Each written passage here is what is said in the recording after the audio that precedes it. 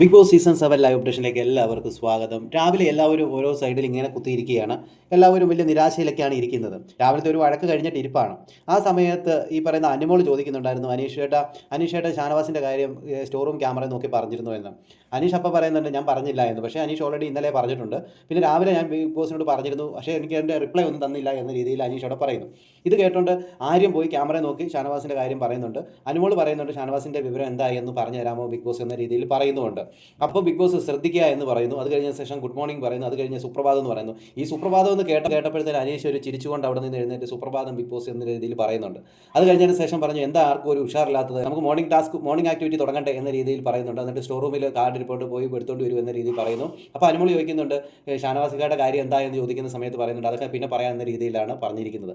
എന്തായാലും സുപ്രഭാതം എന്ന് സെപ്പറേറ്റ് ആയിട്ട് അനീഷിനോട് പറയുന്നത് കേട്ട് അനീഷിന് വലിയ സന്തോഷത്തിലാണ് രാവിലെ തന്നെ. എന്തായാലും ഇനി എന്തൊക്കെ നടക്കുമെന്ന് നമുക്ക് കാത്തിരുന്ന് തന്നെ കാണാം. ഷാനവാസിൻ്റെ കാര്യം എന്താണെന്ന് ഇതുവരെയായിട്ടൊന്നും അറിഞ്ഞിട്ടില്ല. ഇനിയും ഇന്ന് കയറുമെന്നാണ് അറിയാൻ സാധിച്ചിരിക്കുന്നത്. ഇന്ന് രാവിലത്തെ മോർണിംഗ് സോങ് തന്നെ അങ്ങനെ തന്നെയുള്ള ഒരു പാട്ട് തന്നെയാണ്. സോനാരെ സോനാരെ സ്വർണ്ണനിലാവ് തെളിഞ്ഞില്ലേ തോഴൻ ഏകനല്ല എന്നുള്ളൊരു ലൈനൊക്കെയാണ് അതിനകത്ത് വന്നിരിക്കുന്നത്. അന്നേരം അനീഷിനെയാണ് എടുത്ത് കാണിച്ചുകൊണ്ടിരുന്നത്. അപ്പോഴെനിക്ക് തോന്നി ഇന്ന് ഷാനവാസ് ബിഗ് ബോസ് വീടിനുള്ളിലേക്ക് കയറുമെന്ന്. ഇനി എന്തൊക്കെയാണ് നമുക്ക് കാത്തിരുന്ന് തന്നെ കാണാം. കൂടുതൽ ബിഗ് ബോസ് ലൈവ് അപ്ഡേഷനായി ഈ ചാനൽ സബ്സ്ക്രൈബ് ചെയ്യാൻ മറക്കരുത്.